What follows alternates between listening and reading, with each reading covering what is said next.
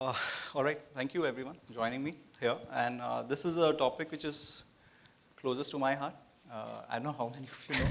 I started as a wealth manager uh, 12 years back and quickly realized that that time it was all about mis-selling and more mis-selling of products, and realized that this country really needs financial education, both for professionals as well as for, of course, for clients. And I got into financial education then. But having started with this field, it's always remained close to my heart, and I've worked with a lot of private wealth companies in India and outside on helping them recruit talent on their learning and development initiatives, on various other leadership initiatives for the senior management teams. And what I've realized over the years, of course, again and again, is that talent, is the biggest, finding the right talent in wealth management is, I think, one of the biggest issues which most of these wealth management companies face. Finding clients and retaining them probably is much more easier than finding and retaining the right talent. So on this premise, I would like to start this session, and would like to know from my panelists, who all have taken different routes to reach where they are. Arpita, if there has to be a list of women wealth leaders in India, your name will be there on the top for sure. Started off with HSBC, was a star banker, and then got into a completely new setup. I think Centrum was a startup, the wealth team. She's built it up into a fantastic business, and Centrum today is, you keep reading about them everywhere, and with some very top names joining the board, the team also getting into a lot of other functions. I think this is a company which is to watch out for in the next few years. Anupam, so Arpita has of course been started with a big bank, but then got into a startup. Anupam has been with a big bank, but again, he was the one who set up the private wealth business as a founding team member of ICICI Securities, and I'm sure must have had his own learnings and challenges. Bhavesh, of course, comes from a completely non-wealth background and is now heading, for the last 3 months, heading the wealth management team at Aditya Birla. So it's a pretty interesting panel here. And to start with, let me just quickly ask each of you for your individual stories. I just want to know how you've reached, where you've reached, and what are the key learnings, and what are the mistakes that you made to become a wealth leader that you are today. So Arpita, can we start with you? Sure. Am I audible? Yeah. Okay.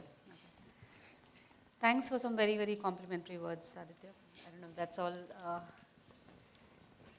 all. Yes, it's been a journey, as you rightly said, from being a part of a large format, which taught me a lot, to then actually roughing it out in a startup sort of a scenario.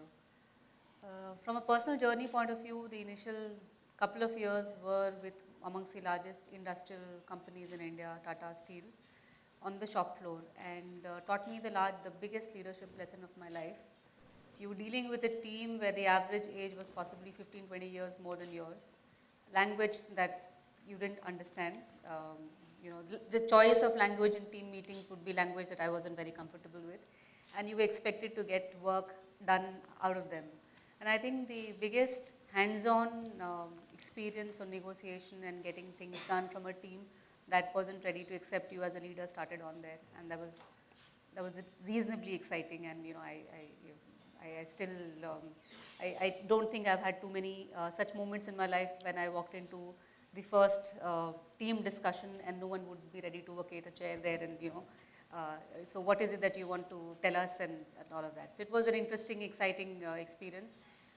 Changed my field to then into financial services. HSBC was a great organization. It is amongst the in our campus, in most of the category 1 schools, it would be a tier 1 company, and it was exciting to be a part of that. It was exciting to see the metamorphosis of an organization from service-led premium bank to a lot more to a sales organization, and that was actually changing the DNA of the company that we worked for.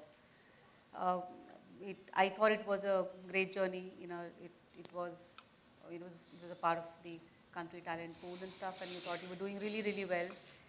Till we started out on our own, and it struck me that the last 10 years was actually amounted to pretty much nothing when it comes to the real world of business and getting your hands dirty and getting started. So that's been a very, and I think what's been exciting, and the previous organization taught me a lot. It was a large organization, and you had to manage the dynamics of Hong Kong and London and India and get stuff going. And an organization like that with a matrix like that teaches. It's a huge amount of learning that you sort of go through. But in a startup format, when you realize that your visiting card has, so for example, anyone who's a part of large format, when you put out a visiting card, as was in my earlier role, the visiting card would do about 80% of the job. You are from a blue-blooded organization, and that sort of talks about it. To a conversation here, when the visiting card comes out the last, and the ability of creating a personal brand, it can be overwhelming, and it can be exciting. And depending on what is it that you connect with, has been the single most important learning over the last 5.5 years or so. For us, it's been a lot about, I remember some of you seem very, very young, so maybe in the first decade of your careers here. I remember in campuses, it was very, very important if you were with a UBS or a Credit Suisse, and that was a fantastic placement, or any of these Ivy big bulge firms. I think that has moved.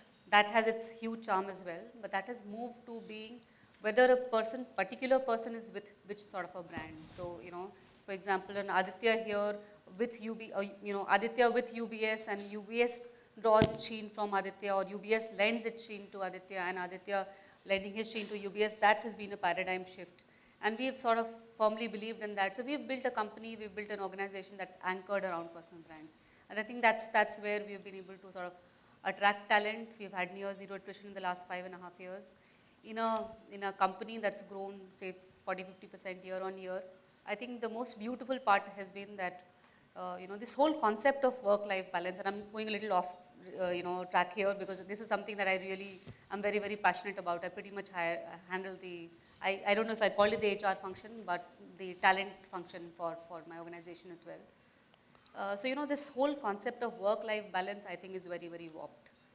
It is one life, whether you are so if something at work goes wrong, I'm not too sure if you'll be able to sleep easy. And if there's something personally you're not comfortable with, I don't know how will it not affect your, your professional life. So it's one life. Can we help you get a balance in that? So, as a mother, a PTA for my daughter is at least as important, a very, very, large client meeting as well, and that's what we tell all our employees. So I think that's where this whole thing of the journey from being, I wouldn't call it a cog in the wheel, but in a large format, and getting into entrepreneurial journey where the buck stops with you, where you are responsible for all the actions that you take, good or bad. A lot of professionals are sort of crossing over, and so in a personal capacity, you sort of reinvent ourselves. I've forgotten the labels of whether you're a private banker or an investment banker or a taxation consultant or a lawyer or offshore consultant or whatever it is, or credit guy. Ultimately, if the client situation requires you to be it, the organization supports you into picking up the relevant sort of skill set. So that's not a very short answer to the career so far. So I've been lucky, enjoyed being a part of a large format, and I've been extremely lucky also having played a part in setting up an organization. I think as I speak with talent almost on a daily basis, I see a lot more professionals wanting to switch roles either sides, and that's very, very healthy. I don't think that was something that was really heard of about 5 years back or 8 years back. Sure. So if you had to just go through the journey again, are there any things that you're going to do differently? Right. I think the obvious one after I've said all of this is I would have wanted to take the plunge a lot early in my life. No, okay. So that's in a lighter note. I got a huge amount of grounding in my early organization. But I think every single professional, from a very personal point of view, whichever, wherever, the joy of entrepreneurship is something else. So if I had to relive it over again, I would have wanted to do it a lot earlier. Sure. Anupam? Okay. Hi everyone. Good morning. So I joined from campus in ICICI. So it's been 16 odd years at ICICI. But I've had multiple roles here. Started with retail banking in the initial years, as most of us then, it was early 2000. Had a short stint on the institutional side. So did some bit of institutional sales. And then in 04, I moved into the international private banking business of ICICI. And I thought that was the big change for me. So I moved overseas in 04. And I was there till 09, so almost a 5-year stint. And from an ICICI Bank culture, moving overseas, and those were early days then, we didn't even have a license at that point of time. This is an incident which is very close to my heart. So this typically in ICICI you have the open job posting. So you apply for it and you get it, and it said Middle East. So you would agree, you would think that maybe it must be Dubai. And finally, when it came, it was for Oman. And I had no clue where Oman was at that point of time. We were just out of college. And finally, then my boss used to be Nimesha, who's now the MD for ICICI Prudential Mutual Fund. And, he said, the choice is yours. Whether you would want to be the country head and make a mark for yourself, or would you want to be in Dubai and be one of the bankers. And I then chose Oman. During the 5 years that I was, we transformed the way private banking was done at ICICI. I had then, during my stint, we were operating at a network of private banking clients, which was the who's who at that point of time in the country. I had Mr. Kamath coming over, Chanda coming over, everybody who mattered at ICICI then. And, so the point that I was making is that, at least with me, the firm trusted much more than maybe at a very early age when I thought maybe I was not capable to take on those challenges. And the 5 years were really beautiful. We did phenomenal business. 25% of our business at that point of time used to come from non-Indians, so local institutions, all dollar products. So a different facet of this thing. And from there again, in the true ICICI style, they thought that when, Anup Bagchi, who's now the MD CEO for ICICI Securities, he moved into ISEC. So he was the head of private banking then for ICICI Bank. So when he moved into ISEC, he thought that I could come over and, set up the India business here. And it's been a fantastic 7-year journey. Today we are amongst the well-respected names in the country on the private banking side. So 3 distinct stints. One was in Delhi when I initially started in ICICI. From there, moved on to the overseas business, right from, and while we went as bankers, but the kind of work that we did and with ownership, right from getting a license to engaging with regulators, to setting up the business, and when people today here from an Indian context come and say that, we don't have clients, we don't have book, etc. And I say that, boss, we didn't even have visiting cards when we went there, leave aside any client. So right from the first client to the business that we built was all from scratch. And I think that is the ownership that we brought in here. So while we are operating with a large brand, but I would echo what she said on the ownership and the entrepreneurship bit, is that we all feel for it. We don't see it as a job, and very nice things that Arpita spoke about, one life. Finally, at the end of the day, this is the only opportunity you have. You are at a career point where you will have to make a mark, and which is where I think what drives all of us to do what we do. Sure.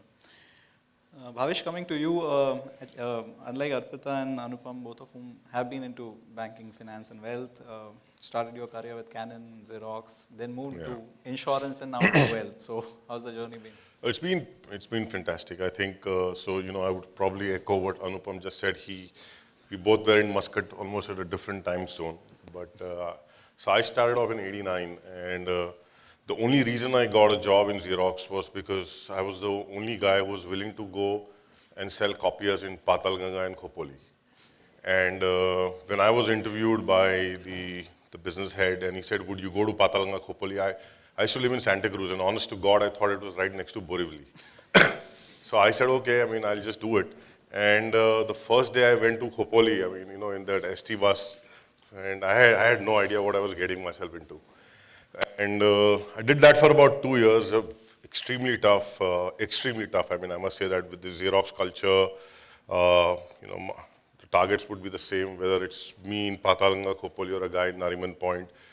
And then I moved to Muscat, where Anupam was there, but like I said, different time zone. So, Quite different. 92 to 97, and there again I got a very tough assignment of, you know, again selling photocopiers to all the ministries and stuff like that. Then I came back, and I think being a Gujarati, I guess, you know, numbers come pretty natural to you. And I thought, you know, financial services is the place that you want to really go. And I had options between an ICICI Bank or an ABN AMRO, but then I chose BSLI, mainly because of the fact that I understand the institution business pretty well, and I saw a great opportunity. So one of the toughest assignments that I think I've seen, I mean, at least in my career, which spans about 27 years, of which 14 years in the Aditya Birla group, going to an institution, you know, and asking them to park their pension funds is not a joke. I mean, it's something which will break your sales guys' back. Extremely tough. You know, it takes like, on an average, between 2 years to 6 years to convert a deal, because the ticket sizes are fairly large. You know, the average ticket size is about 10 crores, and whether you're interacting with Rajiv Bansal, who was the Infosys CFO, or Mohandas Pai, or Bala, or Mr. Diostale, you know, these guys are not going to budge. You know, for come what may, they're just not going to budge. So the whole, you know, interaction, and I honestly, I mean, I didn't even know, you know, that the GSEC and the price they have an inverted yield curve and stuff like that. I had no clue whatsoever, right? But I thought, okay, you know, let's just do this, you know. And then, you know, I took over as the head in 2006 at a very tough time. Markets were doing well, but we lost a lot of people, some of them to these guys. And I took over a team of just 13 people, and then we quickly kind of just turned the whole business around. And it's been like a super journey. And then I got a little serious on the whole wealth bit. So I went to Columbia Business School. I studied there for about a year. It was great to be in the same classroom where, you know, you had Benjamin Graham or a Warren Buffett studying there. And I read a lot. So last 3 or 4 years, I've kind of just dedicated myself to just reading. I must have read at least about 200 books. And still reading, still continue to read them. I have almost about 100 books in my library, which I'm supposed to still read and catch up with. So recently, Ajay and Mr. Birla thought that, you know, maybe this guy's a better guy to, you know, take over and run the show. So I've just kind of taken over. It's been about 3.5 months. I'm trying to get a grip. I mean, these guys are obviously the stalwarts. But I think exciting times ahead, you know, great brand, a fantastic team. We have, I would say, a decent size of business, but I think the opportunity is very, very large. Sure. So coming back to the topic now, I mean, let me put my first question to the panel. What are the biggest challenges you're finding today in recruiting talent in the wealth management teams? Are you getting the guys with the right orientation, or is it really a big mismatch between expectations? So, Arpita? Actually, you know, one of the first things, and actually the only thing that I look for when we are engaging with people wanting to, is are you getting a person with a scientist DNA or a sports person DNA? And I'll just explain that a little better. You know, a scientist starts with something called a null hypothesis, and if that is proved wrong, then what you are out to prove is proved correct. So you start with working on assumptions that this is not right, and in the event of you being proved right is where your hypothesis is tested. The sportsman, any doubt is a poison. So you throw yourself to a situation and see if you can find a solution towards it. So for us, the mindset, the attitude is a lot more important than how sound technical knowledge do you come with, how much of experience that you've had. It may not mean much if you're not a sportsman, if you're not willing to throw yourself at the problem and at the opportunity, and whether it overwhelms or excites you the other way. So for us, I would think, you know, I've not had too many situations. You know, the fact that we've had zero attrition, and we you know, initially from about a team of 5 to 7, that was initial team that we're about 210 now. And so the choice was between buying out talent versus investing in the current talent and getting them to grow with us. We chose the latter because I think that was DNA consistent. That's where you were able to imbibe the values of the organization in the person as well. So I don't think there is a mismatch, but it takes a whole lot of time to be able to understand the person. For us, understanding the person, individual, understanding the value system, what drives them, do they still have the, if I'm looking at, for a particular role, if I'm looking at a person who's headed that position for the last 10 years and therefore has a certain amount of understanding and perspective, and another person who is not there as yet but will give whatever to reach there, for us, the second one is a lot more important attribute than the first one. So I don't think there's a mismatch per se. If you wanted to set up a factory and look at people coming in and going, the attrition rates are very, very high, and what drives person A may not work with person B. For a boutique like ours, it's a very involved process. Every single person who comes in through the door gets to meet at least 5 people. It's usually understanding the person first and then getting to see whether it fits or not. So it takes a lot of patience, but I don't think I would think that there's a huge amount of mismatch. Especially now you see a lot of people wanting to drop anchor. The business that we are in, more than anything else, is in a relationships business. And the longevity of a person in a specific role is actually a very significant determinant of how far the person will go in life. So if you have a person who is willing to drop anchor with the network ecosystem that he has created, I think that, and you've got them aligned, that pretty much sort of seals it. So yes, you don't have ready-made talent working through the door at all. Even if there's ready-made talent walking in through the door, they'll actually वो थोड़ा लेप उतारने में time लगता है in terms of the previous, if I'm here, I have to sell and go, that sort of an approach, to a lot more advisory, to a lot more longer term orientation sort of approach. So I don't think there's ready-made talent available, but if you look hard enough, you'll find people who are consistent with the DNA that you're trying to create here. And we've been able to get the kind of people that we wanted to. So have you been hiring only the experienced people with some books, or also freshers? I mean, how's the composition? As well. So, initially it was, because it was a startup and it was not a bank or a broking firm where you sort of top slice customers, so you went and hunted for every single customer. There were 3 sort of, in a very simplistic manner, 3 pockets of people that they were. One was a relatively inexperienced, the sales distribution machinery for any financial services firm. So, if I've come here, I'll sell something. That sort of an approach. Great in sales, but with very limited understanding and experience in financial markets. And on the other hand, you had the arrived in life bulk, the bulge firms, private bankers. Compensation very, very significant, and having spent 10, 15 years, and it would take a lot of time to actually undo what they had and get them to sort of connect with the organization DNA. And we didn't have the top dollars to afford initially, even now. So, so therefore, and it's a 35% of the company is owned by employees. It was an employee-owned firm. The first one would not have just done justice to the proposition that we had, would not have presented the proposition that we wanted to do to the clients in the correct manner. And the private banker arrived in life variety was not consistent with what we were trying to create there. So it was actually the middle pot that we went for. And those people, so people with, in some range of book who have grown to 3.5 times of that book over the last 4-5 years. That's the kind of team which is out core with us. Now, given that there is a limited pool of talent that is available, we try and nurture people from within. Also open to freshers who have sufficient fire in the belly for them. No one, is born with a book. So that's really not a constraint. But if you're really willing to do whatever it takes to create the relevant ecosystem, are resourceful enough, that works. And now obviously with the firm where, we've got, very, very senior bankers now dropping anchor and all of that. And, recently we won the Asia Money Best Private Bank in the Year, which was a client vote. These sort of validations coming our way, a lot of senior private bankers wanting to come and drop anchor. As long as we think the DNA is consistent and they want to help create a franchise that all of us will be proud of, it's fine. So both of that works, but from a, kind of people that we want to look out for are really the middle pot. Are really the middle pot who've had about 7, 8, 10 years of experience, have a network, but more important, have still the hunger in them to go and, So, I remember in HSBC, we used to have this global training, which was a 2-month orientation for everyone. And then they used to every year celebrate performance for people. I remember it was only in the Asian countries, especially from India, where the average age of someone who was celebrated was maybe in their 30s. In the other private banks, you actually had people coming in second generation also. So they were private bankers who had passed on their books to their next in the family. And that was a done thing, and it was unheard of here. So that's a very, very, in a large format, for example, our attrition used to be 35-40%, because what next? What next after 2 years, 2.5 years?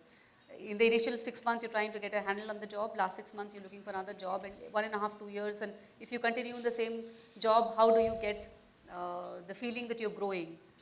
That are amongst the, so that kind of a thinking is not something that, is consistent with what we're trying to build here.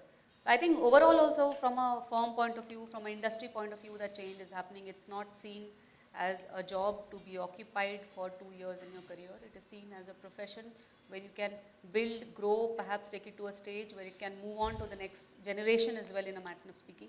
And that changes the alignment completely. You're going to be around when there's a shit hits the fan. And there will always be a situation when the shit will hit the fan. There will be products which will do what they were not designed to do, and you're going to be there, you're going to be facing the music. You cannot say, mere pehle wale ne kiya and I had absolutely no idea and I'll try and figure out what went wrong. With that orientation, you don't need a huge sales audit machinery. If you know the person, and I am a relationship manager first, is when I meet a client and I tell him invest in a 7-year product, and most likely I'll be around when it is maturing, the kind of conversation and expectation setting that I'll do is very, very different from what I will do if I were to know that 7 saal mein to mujhe rehna nahi hai. So, someone else will come and explain that sort of a shit. So I think that's that's one problem I've seen, especially in financial services. People are playing a 20-20 when it comes to a career. Right. They don't realize it's a test and that they have to be here for long term. And I'm sure you've given an even better perspective that, this is a business that you can actually also give out to the next generation. So the span becomes more broader. Sorry, Anupam, you wanted to add? Yeah. I just wanted to add, so I would echo whatever she said. So when we started, obviously we also, so we realized that, this is ISEC. This was not bank wherein clients would walk in. It's a non-bank entity, and hence you would have to reach out and get clients. But we believed that our proposition and the brand was extremely superior, and we could reach out to clients, and we would, if you're able to present and communicate the manner in which it needs to, we'll get the buy-in. And hence our model initially of hiring was that we would want to look at people from, the HSBC Premier, City Gold, those kind of, segment, which is typically 7 years, work X, the bulge bracket, from the talent pool availability perspective. And we would get them people again with the right attitude, fire in the belly, because that's critical. So there are 3 aspects to it. You need to have the right attitude. You need to have relationship skills, and you need to have domain expertise. A combination of 3 would make a successful banker. But the first criteria is that, do you have it in you? If that is MS, then the other 2 really do not count. And as we were, expanding, we figured out that you could get domain quickly, because this is no rocket science. It's, I think, overhyped. It's common sense. If there is a smart, intelligent guy, anyone can, read up, and if really the will is there. And largely what we figured out is that it is the function of time to build a relationship that is critical, and which is where we thought that we would need to reach out to people who have, long relationship, and which is when I think from a hiring perspective, we were critical to look at the vintage that one person would spend in a particular firm. I think that was sacrosanct, because otherwise, you're just hopping jobs, and, you would just, you would not have any relationship per se. You may say on book that you may, have a large AUM, but finally you may know the clients will not know you or, do business with you. So that was critical. And the third aspect was the domain bit, which I think is easy to, with common sense one can learn and able to communicate. So to us, I think 2 things are critical. One is whether you have the right attitude to really go, and she spoke about sports person attitude.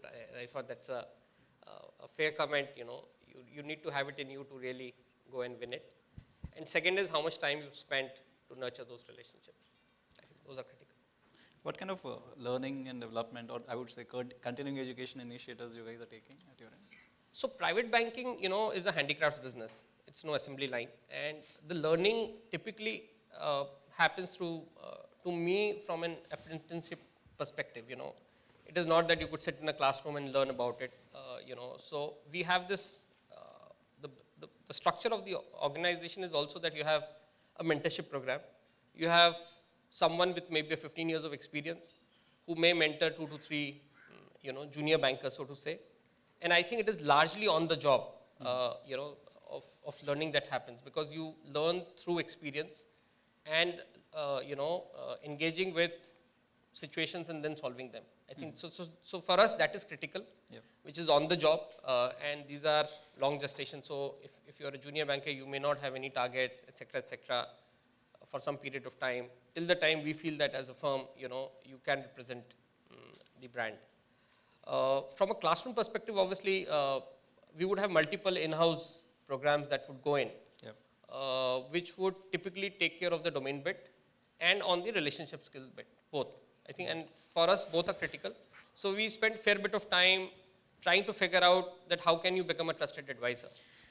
Trusted advisor is not a scientist who would come and rattle out formulas, but it is how do you really build relationship and, get the trust of the client.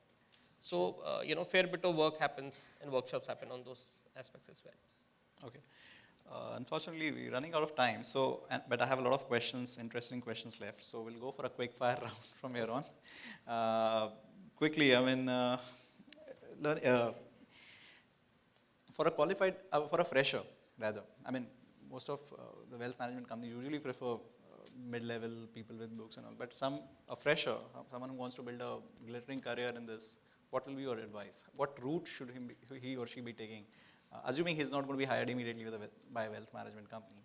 So how does he reach there? So I think point number one is that they have to realize that this is a, it's a business of vintage, and there are no shortcuts. And if you see all three of us, I think all of us have spent significant amount of times in our firms in which we have been. She spoke about those 7-year fund, etc.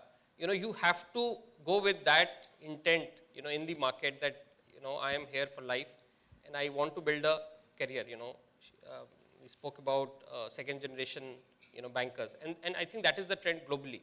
So you will have to own those clients, you will have to build that business. And if you go with that mindset that you want to work with your clients on a long-term basis, I think that to us is the clincher. So my advice to, all freshers would be that when you start your career,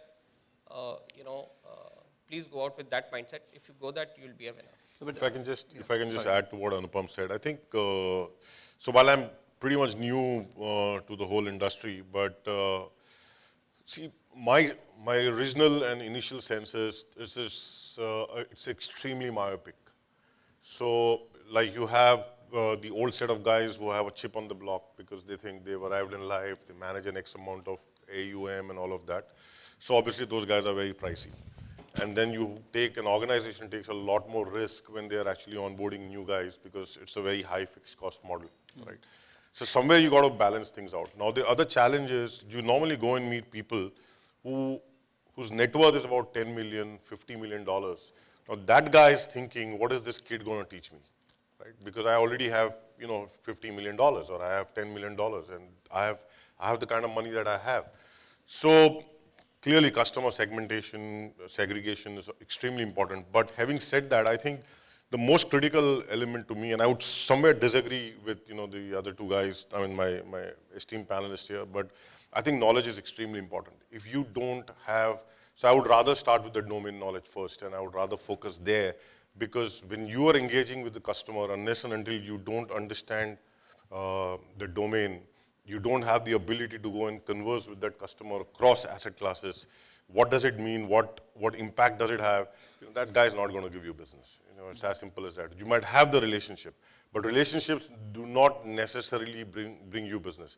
It will get you business at some point in time, provided the guy sees that, yes, this guy can actually add value to my life. Otherwise, he's not going to really spend time.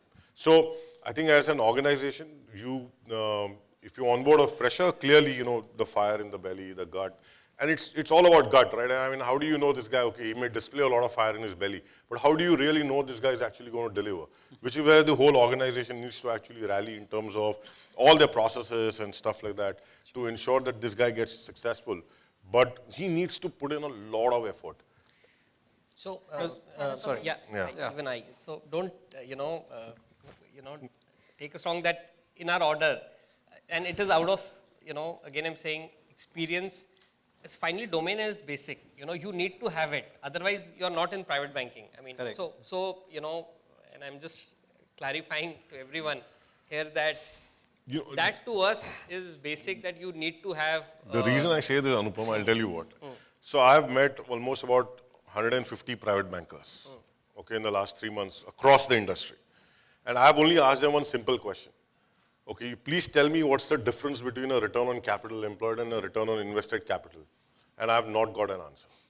They just look at me, right? So, what are you talking? I mean, it's like, so, there would be maybe one smart aleck guy who might have just come and told me, okay, this is what it means. But they don't know. I mean, so they might be great relationship guys, No, I just have one more point to make, so I sort of agree with you, but again, as Anupam said, you sort of assume that in this business, a hygiene level of understanding is required. The point that you make is right, is the people walking through the door, they may think they know everything, but the basics are often missing. Correct. The organization's ability to augment that, we're very confident about. So when a person is walking through the door, I don't check his CFA credentials. If he's not done, is fine. If he has basic intelligence, I know that within 3 to 6 months to 1 year of rigorous training and actual client situation case studies, I'll be able to prepare him. But I was very beautifully told to me by another client that Warren Buffett had a wealth manager, all right, and who now manages a lot of his money. Now, what can you teach that man who's supposed to be, in another orbit in terms of what he thinks? And the question that he asked when he got the account was, what is the problem that I can solve for you? So I think the ability to impart technical knowledge is the organization's responsibility, and you've got to ensure that the person has that bare minimum thing before he goes and meets a client. But that's not what we'll specifically be looking at when a person is coming through the door, because I think I can impart that. What I cannot impart is the resourcefulness, the ability to build an ecosystem, and ability to actually go and have the tenacity to go and create an ecosystem for himself. So that's all that there is to it. So yes, no disagreement, technical knowledge, obviously there is someone who can, where you discuss cup of coffee and the weather and all of that and hope to close a complex conversation. You actually owe a huge amount of responsibility where the clients are trusting with you with the most intimate and a lot of times with what they have created over generations to you. That's a very, very serious responsibility that you need to be prepared for that. But, just to be doubly sure, so that is hygiene. People walking through the door may not be aware. A lot of people with a lot more experience find it very, very difficult to accept the fact that they don't know enough. But this is the organization's responsibility. You've got your process to ensure that the person gets to learn all of that before he goes and knocks the door. But from a RM point of view, when I'm looking at someone to face a client, that's a skill that can be imparted. Yeah, the reason why this is important is, I was just looking at the recent ENY study. There are about 200,000 ultra HNIs in India. And and that would be, say, 200,000 families, right? I'm not sure we have the right count in India from a wealth management perspective to cater to these guys' needs. So at one side, you have a very lopsided opportunity, which is huge. And on the other side, you don't have the right talent, or maybe not necessarily the right mix of talent who can go and address that particular opportunity. So there's a clear dichotomy. So, that. So I was coming to that point only. In fact, my last question for the panel before you open it to the audience. In our regular interactions, I've seen a lot of independent financial advisors who created a good brand for themselves. They've become authorities over the last few years, writing in newspapers, featuring in all the, all such sessions and all. We've not seen too many private bankers or wealth managers creating a brand for themselves, right. Becoming known as star private bankers. So quickly, tips from all of you. I mean, how does one create himself into a wealth management brand? First of all, do companies allow it? Or are there some strict guidelines in terms of, no, you can't speak or you can't talk? I mean, of course, in terms of technical things, no, but there's so many more things a candidate, a manager can do to build his brand as well as the company's brand. So, quick tips on that? I mean, I've done a whole lot of talking, so I'll go last. All of you. So I think, Aditya, this is a great opportunity. Thank you for inviting us here. So, there's a video camera. You guys can, you can obviously flash this, flash the three of us. So that will probably get us some attention. I'm talking to juniors. I'm not talking about you all. And, I'm talking to the juniors. I mean, the people who are making careers mid-level, how do they create a brand for themselves? How do they start? I mean, why can't we have star wealth managers who are known? Like, I can tell you financial planners. There's a Gaurav Mashruwala. No one knew him 10 years ago. Today, everyone knows him. A Karthik Zaveri, a Arnab Pandya. We don't hear names like that in private banking. Yeah.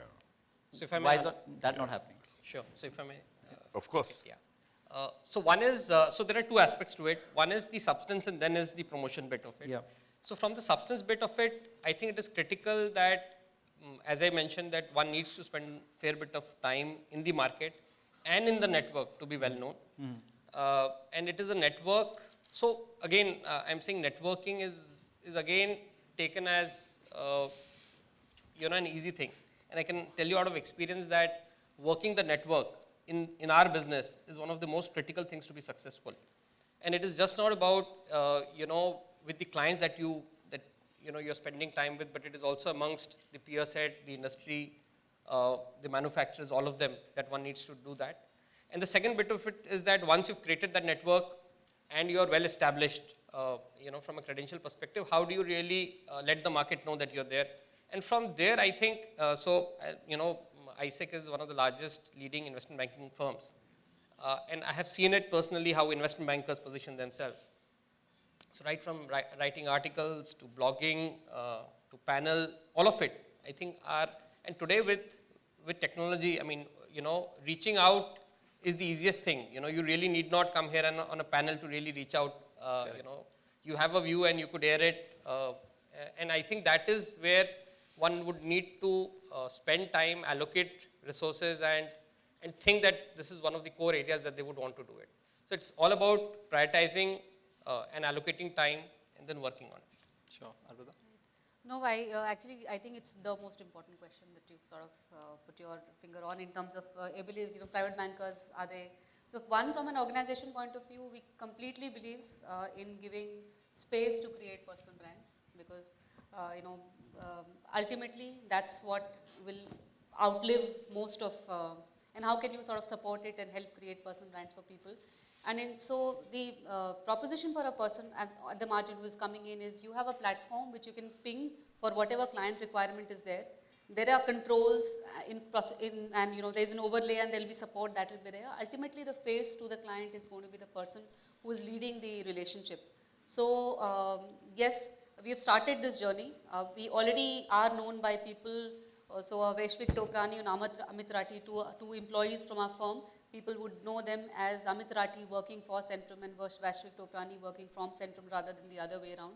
And a dream for us is, if actually that's how most of our employees are perceived, because that's when they're dropped, anchor, lock, stock, barrel. The organization is there to support them, to augment whatever else can be supported from their point of view. But I think organization brands, personal brands are a must if you wanted to be in this career for a very, very long time. And it's a very beautiful business model that the current IFAs have. Scalable or not is a question for another day. But I think ultimately in a business of trust, as personal as it gets is where I think you'll be able to scale up. Sure. See, I think to a large extent, Aditya, I think it's a very interesting question. Even I didn't think of this, but when you look at most of the global magazines, there are private wealth managers who are advertised or who kind of recognized on various forums and stuff like that. But to a large extent, I think this does happen underground in India. So because this business is a lot relationship driven and reference based. So if somebody is doing a great job, there would be he would at least get about 10, 15 references, right, from his clients. It's just that there's no face to, sorry. It's just that there's no, it's just that there's no face to or a forum to a private banker or a private wealth manager where he could be kind of, advertised or displayed or talked about. But yeah, I mean, surely I think we will evolve over a period of time.